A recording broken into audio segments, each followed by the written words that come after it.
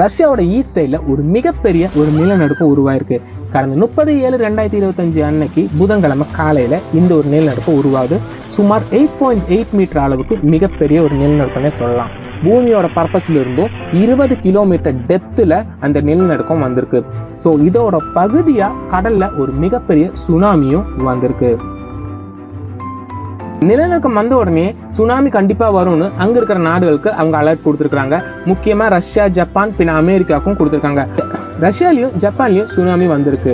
ஆனா ரஷ்யாவை விட ஜப்பான்ல தான் கொஞ்சம் எஃபெக்ட் அதிகமாவே இருந்திருக்கு. இந்த மாதிரி ஒரு நிலநடுக்கம் வந்த உடனே இந்த மாதிரி சுனாமி வருங்கிற ஒரு அலர்ட்டை அவங்க முதல்லயே கொடுத்தனால மிகப்பெரிய ஒரு பாதிப்பு கம்மி பண்ணிட்டாங்க.